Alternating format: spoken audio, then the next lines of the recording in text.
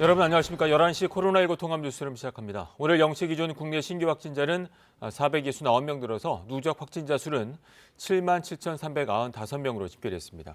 국내 발생이 445명, 해외 유입은 24명입니다. 이틀째 400명대 중후반을 기록하고 있습니다. 잠시 뒤 중앙재난안전대책본부의 브리핑이 있을 예정입니다. 먼저 김민지 기자와 함께 이야기 나누겠습니다. 자, 400명대 중후반을 기록하고 있는데 현황부터 짚어볼까요? 네, 오늘 0시 기준 신규 확진자는 469명으로 이틀째 400명대 중후반을 나타내고 있습니다. 전날보다는 소폭 줄었지만 여전히 좀 400명대 중후반으로 올라간 모습인데요. 국내 발생이 445명이고 해외 유입이 24명입니다. 지역별로 보면 경기도가 129명으로 가장 많았고요. 서울이 109명, 광주 54명, 경북 41명, 부산 34명 등입니다. 위중증 환자는 12명 줄어서 239명이 고요. 사망자는 어제 13명 발생했습니다. 알겠습니다. 원래 오늘 그 방역 당국에서 그 거리두기 조정안의 발표가 예정이 돼 있었는데 연기가 됐죠? 네, 원래는 오늘 이제 다음 주부터 적용될 거리두기 조정안이 발표될 예정이었는데요. 아무래도 코로나19 상황이 조금 이번 주 들어서 확진자가 느는 등 좀 부정적인 요소들이 나왔기 때문에 좀 더 상황을 면밀하게 지켜본 다음에 발표를 하겠다고 밝혔습니다. 아마 이어지는 브리핑에서도 이번 조정안 관련해서 좀 언급이 있을 것으로 보입니다. 네, 총리도 언급을 한 것 같고요. 그러면 그 주말에 발표가 되는데 어떤 내용들이 담길 것으로 지금 예상이 되고 있나요? 네, 우선 지금 현재 거리두기 단계가 수도권이 2.5단계, 비수도권이 2단계가 시행 중이고요. 여기에 전국적으로 5인 이상 사적 모임 금지가 진행이 되고 있기 때문에 이것을 연장할 것인지 여부에 대해서 발표를 할 것으로 보입니다. 네, 알겠습니다. 자, 그리고 지금 브리핑이 곧 시작이 될 것 같습니다. 현장으로 가서 직접 브리핑 들으시겠습니다. 설명하겠습니다.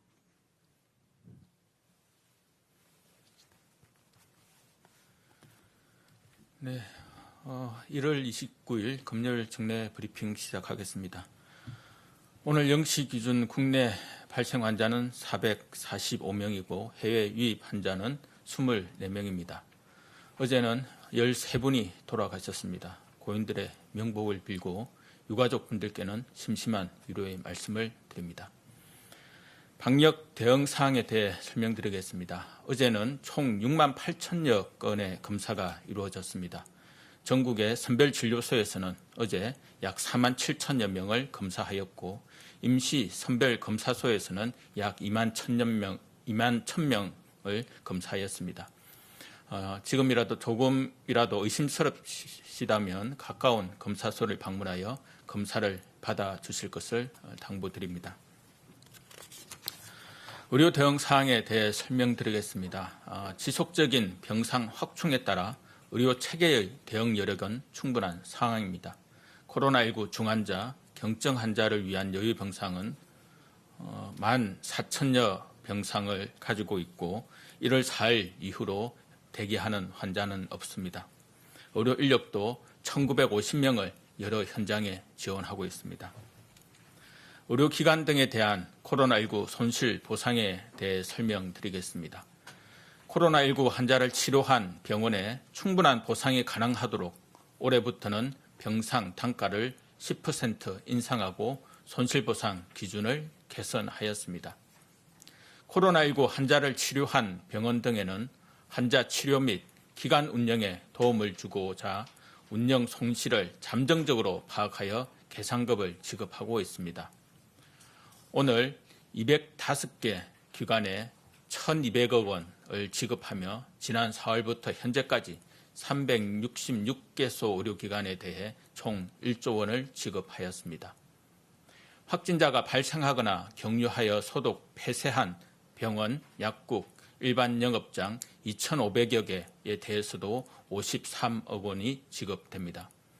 지난 8월부터 현재까지 약 10,000여 개의 기관에 약 500억 원을 지급하였습니다. 정부는 방역에 협조해 주시는 모든 분들께 깊이 감사드립니다.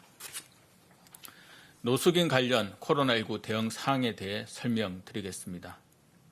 최근 서울 소재 노숙인 이용시설에서 전수 검사를 실시한 결과 총 21명이 확진되었습니다. 전국 노숙인은 약 11,000여 명, 쪽방 주민은 5,600여 명입니다.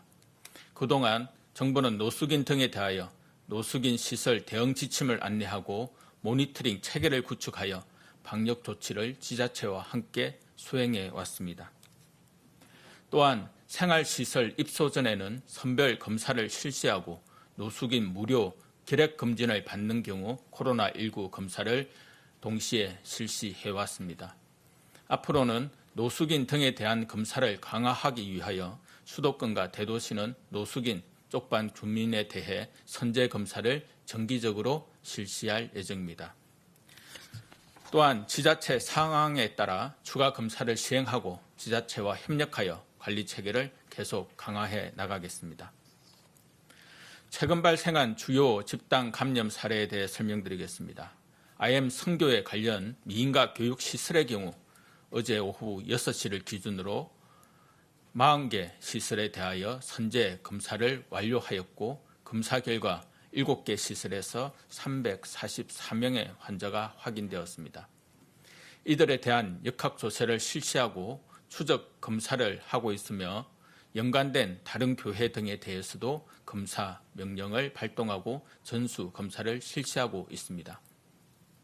검사 대상이 되신 분들께서는 신속히 검사에 응해 주시어 다른 이들에게 모범이 되어 주시길 바랍니다. 정부는 관계부처 합동으로 구성된 미인가 교육시설 방역관리 TF를 통해 전국의 미인가 교육시설에 대해 일제 점검을 시행하고 이 같은 사태가 반복되지 않도록 하겠습니다. 부산 감천항 집단 발생에 대한 대응 현황을 설명드리겠습니다. 어제까지 항만 근로자 총 27명이 확진되었습니다. 현재 역학조사가 진행 중이나 많은 근로자가 같은 휴게실에서 함께 식사를 하고 휴식을 취하며 감염이 확산된 것으로 보입니다. 휴게실의 밀집도를 낮추기 위해 휴게실을 추가적으로 확보하는 한편 항만 모든 시설에 대해 주 3회 소독을 실시하겠습니다. 다른 항만들도 동일한 조치를 취하고 방역 관리를 강화해 나갈 계획입니다. 지난 1월 21일부터 오늘까지 한 주간 하루 평균 국내 환자 수는 421명입니다. 완만하지만 감소세를 보이던 확진자 수가 금주 들어 다시 증가하고 있어 상당한 긴장감을 가지고 사항을 예의주시하고 있습니다. 개인 간 접촉에 의한 감염도 증가하고 있고 이외에 IM 선교회, 교회, 직장, 체육시설, 사우나 등의 집단 감염도 나타나고 있습니다. 정부는 지속적으로 세분화된 방역 수칙을 마련하고는 있으나 우리 사회의 너무나도 복잡 다양한 사항을 빈틈없이 규정하기에는 어려움이 있습니다. 국민 여러분들께서는 방역의 기본 원칙에 따라 밀집, 밀접, 밀폐된 장소는 반드시 피해 주시기를 당부드립니다. 방심하면 현재 진행 중인 3차 유행이 언제든지 정가세로 돌아설 수 있습니다.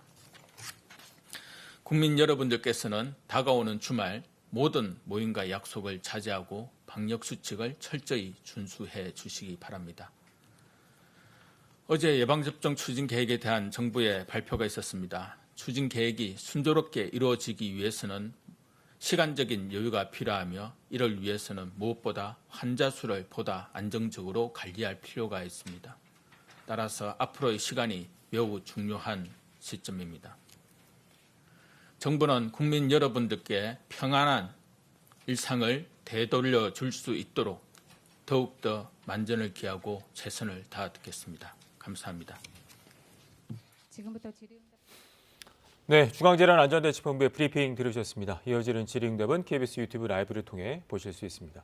다시 김민지 기자와 함께 브리핑 내용 정리해 보도록 하겠습니다. 자, 감소세를 보이다 다시 증가하고 있다는 현황에 대한 브리핑이 있었는데요. 관련해서 특히 IM 선교회 관련 미인가 교육시설 관련해서 선제 검사가 이루어졌다고요? 네, 아까 이제 방역 당국에서 밝힌 바로는 IM 선교에 관련 교육 시설이 11개 시도에 40개가 있는데 네. 이에 대해서 이제 선제 검사를 했고 어제 오후 6시 기준으로 검사 결과 344명의 확진자가 확인이 됐다라고 밝혔습니다.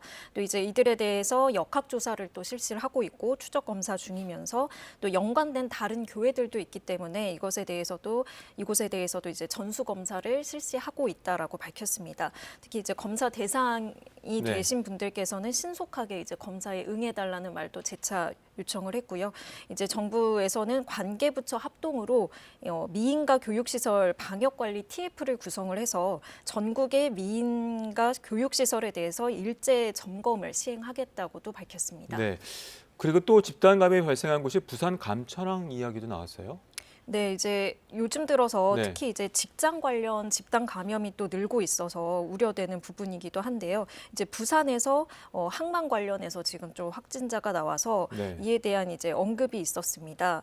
특히 이제 항만 같은 경우에는 아무래도 또 항만 근로자들이 좀 작업의 특성상 그렇죠. 근로자 대기실에서 식사를 네네. 하거나 휴식을 하는 경우가 있기 때문에 좀 감염에 취약한 부분이 있는데요. 지금 지난 25일 기준으로 부산 감천항에서 항만 근로자 2명이 확진이 됐고요.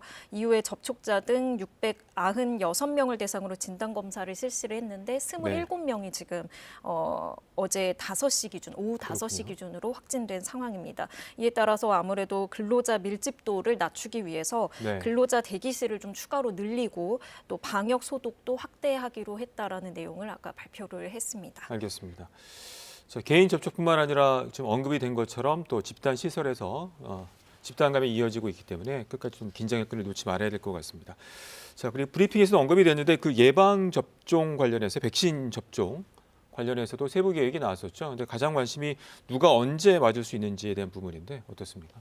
네, 어제 이제 질병관리청과 그 정부 관계부처들이 합동으로 발표를 했습니다. 우선은 다음 달 말부터 이제 시작되는 국내 첫 접종은 코로나19 환자를 진료하는 의료진이 대상입니다. 네. 아무래도 코로나19 보건 의료 체계를 유지하기 위해서는 이제 의료진부터 방역 면역을 좀 형성해야 된다는 판단에서인데요. 그다음에 또 1분기에는 요양병원 또 요양시설 입원자와 종사자들도 대상으로 포함이 됐습니다. 그 다음 이제 3월 중순경이 될 것 같은데요. 이제 중증 환자들이 많은 고위험 의료기관 종사자들이 포함이 되고요. 네. 119 구급대나 역학조사관, 검역 요원 등 이제 코로나19 1차 대응 요원들이 이제 포함이 됩니다.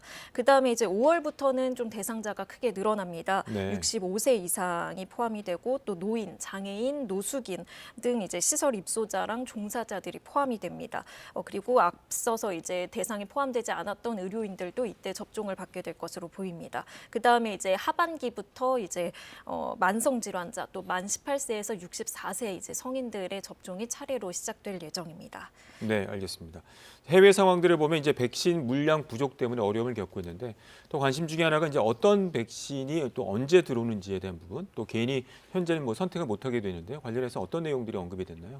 네, 일단 정부에서는 어제 발표를 하면서 네. 말씀드린 것처럼 이제 접종 대상에 대해서는 발표를 했는데요. 네. 그 각 대상들이 어떤 백신을 맞게 될지 구체적으로는 이제 밝히진 않았습니다. 네. 일단은 아스트라제네카가 다음 달 중에 이제 150만 회분이 우선 공급이 될 예정인데요.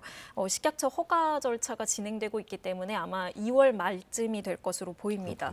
근데 당초 이제 원래는 다음 달 초에 코백스 퍼실리티로부터 그 물량을 5만 명분이 들어올 수 있다라고 언급을 한 적이 있었는데 이게 아직 확정은 안 됐고 아마도 아스트라제네카랑 화이자 백신이 될 것으로 보이지만 이달 말쯤에 확정이 된다라고 다시 한번 밝혔습니다. 그다음에 얀센이랑 모더나가 2분기부터 들어오고 이제 화이자가 3분기부터 이렇게 단계적으로 도입될 예정인데요. 총 5,600만 명이 예정돼 있는데 일단 노바백스 백신도 정부에서 2천만 명분을 구매 계약을 현재 진행하고 있기 때문에 이것도 네. 추가될 것으로 보입니다. 알겠습니다. 오늘 여기까지 듣겠습니다. 밤사이 광주와 전남 지역에서는 20명의 확진자가 나왔습니다. 특히 광주 TCS 국제학교와 안디옥 교회 관련 확진자가 계속 나오고 있는데요. 취재 기자 연결합니다. 자, 유승용 기자, 광주에서 교회 관련 확진자가 늘고 있는데 밤사이에도 확진자가 더 나왔다고요? 네, 그렇습니다. 말씀하신 것처럼 광주와 전남에서 20명의 신규 확진자가 밤사이 나왔는데요. 광주 서구 안디옥교회 관련이 15명, 광주 TCS 국제학교 1명 등 광주에서만 밤사이 18명이 추가됐습니다. 전남은 순천과 화순에서 1명씩 추가됐는데 각각 안디옥교회와 광주 TCS 국제학교 관련 확진으로 확인됐습니다. 자, 그리고 교회 관련 감염 확산이 심상치 않은데 방역 당국의 조치 어떻게 이루어지고 있습니까? 네, 안디옥교회 관련 확진자가 어제 하루 30명, 그제도 20명이었는데요. 사흘 동안 누적 확진자가 54명에 이르고 있습니다. 광주시는 지난 24일 예배에 참석한 신도들뿐만 아니라 전체 신도를 대상으로 코로나19 진단검사를 진행하고 있습니다. 이 교회 신도 수는 700에서 800명 정도로 추정되는데 24일 예배에는 400명이 참석한 것으로 파악됐습니다. 이 가운데 방역당국이 현재까지 진단검사를 받은 것으로 파악한 인원은 240명 정도에 불과한데요. 교회를 밝히지 않고 익명으로 검사받은 신도들도 많아 이를 감안하면 어제 오후까지 360여 명이 검사를 마친 것으로 추정됩니다. 일부 신도들이 교회 앞에 설치된 선별진료소나 보건소 선별진료소가 아닌 일반 병원 진료소나 익명검사소를 이용한 것으로 보입니다. 광주시는 어제까지 검사를 받지 않았을 경우 행정명령을 통해 강제로 명단을 확보하는 등 강력한 법적 조치를 취하겠다고 밝혔습니다. 앞서 광주에서는 IM 선교회 소속 미인가 교육시설인 에이스 TCS 국제학교와 광주 TCS 국제학교에서 확진자가 이어지면서 관련 확진자가 157명에 이르는 등 종교시설 관련 감염 확산이 우려할 수준에 이르고 있습니다. KBS 뉴스 유승용입니다. 경기도 상황입니다. 경기도에서는 전국에서 가장 많은 135명의 신규 확진자가 나왔습니다. 요양시설 관련 확진자가 계속 나오고 있는데요. 보도에 김영덕 기자입니다. 경기도는 29일 0시 기준 코로나19 신규 확진자가 135명 늘었다고 밝혔습니다. 27일 이후 100명대로 올라간 뒤 사흘째입니다. 지역 내 누적 확진자는 19,544명입니다. 요양시설 집단 감염이 이어져 수원 권선구의 한 요양원에서 17명이 추가 확진돼 관련 확진자가 26명으로 늘었고 장안구의 요양원에서도 2명이 늘어 누적 27명이 됐습니다. 또 구리와 김포에 있는 주간보호센터에서도 각각 2명씩 추가돼 누적 확진자가 각각 15명과 30명으로 늘어났습니다. 광주광역시에 있는 IM 선교회 운영 미인가 교육시설의 집단 감염과 관련해서는 양주에서는 10대 남매가 21일 검사를 받고 확진됐습니다. 임승관 경기도 코로나19 긴급 대응 단장은 해당 선교회 관련 도내 11개 시설 전체에 대한 검사 명령을 내렸으며 2개소는 역학조사 중이며 1개소는 운영 중단 중이라고 밝혔습니다. 또 민간 의료기관과의 협업을 위한 경기도 코로나19 진료 네트워크 협의회를 올해부터 본격 가동한다고 밝혔습니다. 한편 경기대학교에 위치한 제10호 생활치료센터는 오늘까지 운영 후 종료된다며 나머지 9개 생활치료센터의 가동률이 20% 수준으로 현재의 환자 발생 추세라면 수용 가능한 수준이라고 설명했습니다. KBS 뉴스 김영덕입니다. 오늘 서울은 109명의 확진자가 나왔는데요. 조금 전 11시 서울시에 브리핑이 있었습니다. 직접 들어보시겠습니다. 안녕하십니까. 서울시 재난안전대책본부 방역관 송은철입니다.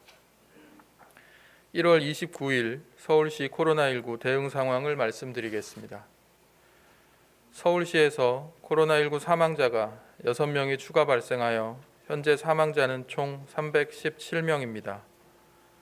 사망자는 70대 3명, 80대 2명, 90대 1명으로 모두 기저질환이 있으셨으며 입원 치료 중 사망하셨습니다. 삼가 고인의 명복을 빌며 유가족께 깊은 위로의 말씀을 드립니다. 서울시 확진자 중 사망자는 317명으로 사망률은 1.3%입니다. 서울시 코로나19 발생 현황입니다. 1월 29일 0시 기준 코로나19 서울시 확진자는 전일 0시 대비 112명이 늘어서 총 23,908명입니다. 1월 28일 기준 총 검사 건수는 21,635건이며 1월 27일 총 검사 건수 24,172건 대비 당일 확진자 수는 112명으로 양성률은 0.5%입니다. 임시 선별검사소 53개소를 운영하여 현재 총 66만 5,101건을 검사하였고 양성은 총 2,135건이며 1월 28일 확진자는 32명입니다. 신규 확진자 112명은 집단 감염 26명, 병원 및 요양시설 10명, 확진자 접촉 38명, 감염 경로 조사 중 35명, 해외 유입 3명입니다. 주요 집단 감염은 중구 소재 복지시설 관련 14명, 강남구 소재 직장 3 관련 4명, 노원구 소재 요양시설 관련 3명, 영등포구 소재 의료기관 2 관련 2명 등입니다. 1월 28일 기준 수도권 감염병 전담병원 병상 가동률은 38%이고 서울시는 35.6%입니다. 서울시 중증 환자 전담 치료 병상은 총 215개이고 사용 중인 병상은 108개로 입원 가능 병상은 107개입니다. 서울시 및 자치구 생활치료센터는 34개소 총 4,698개 병상으로 사용 중인 병상은 710개로 가동률은 15.1%이며 즉시 가용 가능한 병상은 3,437개입니다. 중구 소재 복지시설 관련 발생 현황입니다. 중구 소재 복지시설 관계자 1명이 17일 최초 확진 후 27일까지 20명, 28일에 14명이 추가 확진되어 관련 확진자는 총 35명입니다. 이 중 서울시 확진자는 34명입니다. 28일 확진자는 노숙인 14명입니다. 해당 시설 관계자 등 접촉자를 포함하여 총 296명에 대해 검사하였고 최초 확진자를 제외하고 양성 34명, 음성 82명, 나머지는 진행 중입니다. 서울시는 중구보건소와 역학조사 및 접촉자 조사를 실시 중입니다. 또한 찾아가는 선별진료소를 운영하여 노숙인에 대해 적극적인 검사를 실시하고 있습니다. 27일 604명, 28일 118명, 총 722명에 대한 검사를 진행하고 중구 소재 복지시설 확진자를 제외하고 양성 3명, 음성 601명, 나머지는 진행 중입니다. 특히 노숙인 및 쪽방 주민들이 시설 이용에 차질이 없으시도록 가급적 1월 30일까지 검사 받으실 수 있도록 집중 지원하기 위해 서울역 임시선별진료소를 적극 활용하고 1월 29일부터 30일 이틀 동안 동자동 새꿈 어린이 공원에 찾아가는 선별진료소도 추가로 운영할 계획입니다. 네, 서울시 브리핑 들으셨습니다. 이번엔 강풍 소식 알아보겠습니다. 강한 바람이 전국 곳곳에 몰아치면서 아파트 외장재가 떨어지고 옥상 구조물이 날아가는 등 피해가 잇따랐습니다. 현재 전국에 강풍특보가 내려져 있는데요. 특히 오늘 오후까지 바람이 매우 강할 것으로 예보돼 주의가 필요합니다. 보도에 문예슬 기자입니다. 아파트 외장재가 자동차들을 덮쳤습니다. 어제 오후 5시 35분쯤 부산 연제구의 한 아파트 외장재가 강풍에 떨어졌습니다. 이 사고로 아파트 아래에 주차돼 있던 자동차 3대가 파손됐습니다. 어제 오후 1시 반쯤엔 경기도 의왕시의 한 공사 현장에서 가림막이 넘어졌습니다. 이 사고로 다친 사람은 없지만 도로가 통제되면서 시민들이 불편을 겪었습니다. 전북 전주에서는 건물 옥상에 설치된 구조물이 돌풍에 날아가기도 했고 경기 용인시에선 담벼락이 넘어지기도 했습니다. 또 경기 수원시에서도 가로수가 넘어가고 주차돼 있던 오토바이들이 쓰러지기도 했습니다. 서울 구로 디지털 단지역에선 천장 마감재가 바람에 흔들려 처짐 현상을 보여 15분 넘게 열차 운행이 중단돼 시민들이 불편을 겪었습니다. 전국에 강풍특보가 발효 중인 가운데 기상청은 최대 순간 풍속 25m 이상의 매우 강한 바람이 부는 곳이 있겠다고 전망했습니다. 강풍은 특히 오늘 새벽부터 아침 사이 출근 시간대에 강했고 오후까지 계속될 전망입니다. 시설물 파손과 낙하물 피해가 없도록 주의가 필요합니다. KBS 뉴스 문예슬입니다. 택배 노조는 오늘 오전 11시부터 전체 조합원 총회를 열고 분류 인력 책임이 담긴 잠정 합의안 추인 여부에 대한 투표에 들어갔습니다. 노조는 앞서 보도 자료를 통해 노동조합과 택배사, 정부, 여당 등이 모여 6시간 동안 토론을 벌인 끝에 잠정 합의안이 도출됐다고 밝혔습니다. 잠정 합의안이 추인되면 오늘 낮 12시 사회적 합의기구 참여단체를 통해 내용이 공개될 예정입니다. 법무부는 오늘 서울 동부구치소 수용자 490여 명과 직원 460여 명을 대상으로 14차 코로나19 전수검사를 실시합니다. 법무부는 밤사이 전국 교정시설에서 추가 확진자는 발생하지 않아 오전 8시 기준 전국 교정시설 누적 확진자는 1,265명이라고 밝혔습니다. 한편 법무부는 오늘 전국 교정시설에서 수용자 600여 명을 가석방했습니다. 법무부는 교정시설 내 밀집도를 낮춰 코로나19 확산을 예방하기 위한 조치라고 설명했습니다. 사법농단에 연루된 법관에 대한 국회 탄핵이 추진됩니다. 민주당이 판사 출신 이탄희 의원이 낸 임성근 부장판사에 대한 탄핵 소추안 발의를 허용하기로 한 건데요. 자세한 내용 손소영 기자가 전합니다. 사법농단 의혹을 처음 제기했던 판사 출신 이탄희 의원. 임성근, 이동근 두 부장판사에 대한 탄핵소추 필요성을 주장해왔습니다. 두 판사는 박근혜 전 대통령의 세월호 7시간 의혹을 제기했다 명예훼손 혐의로 기소된 일본 산케이신문 기자 재판에서 판결문 수정 등에 개입했다는 의혹을 받았습니다. 법원은 1심에서 임 부장판사가 재판에 개입했고 이는 헌법에 위배된다고 판시했지만 직권남용 혐의는 무죄를 선고했습니다. 이 의원은 법원이 1심 판결을 통해 반헌법주의자로 공인했고 전국 법관대표자 회의도 재판 개입 행위를 탄핵 대상으로 의결했다며 탄핵 소추의 당위성을 설명했습니다. 이들은 2021년 2월 법관직을 퇴임한다. 법관직만 퇴임할 뿐 앞으로 공무단위권, 변호사 활동에 아무런 제한이 없다. 상당수 의원들이 공감했고 민주당 지도부는 이를 존중하기로 했습니다. 다만 당론이 아닌 자유투표라고 했습니다. 이낙연 대표는 법리와 정무적 판단을 종합한 결과 임성근 판사에 대한 탄핵 소추를 인정하는 것이 좋겠다 판단했다고 밝혔습니다. 이동근 판사는 해석상 다툼의 소지가 있다는 당내 법률 전문가들의 의견을 들어 제외했다고 설명했습니다. 명백하게 헌법 위반이라고 판시한 사항에 대해서 국회가 이제 탄핵을 소추하지 않는 점에 대해서는 국회가 그 임무를 방기한 꼴이 되기 때문에 법관 탄핵안은 국회 재적의원 3분의 1 이상 동의로 발의되고 재적 과반 찬성으로 의결됩니다. 이탄희 의원은 현재 법여권 111명이 동의했다며 이르면 오늘 발의하겠다고 밝혔습니다. KBS 뉴스 손서영입니다. 코로나19 통합 뉴스는 잠시 뒤 12시에 이어집니다. 고맙습니다.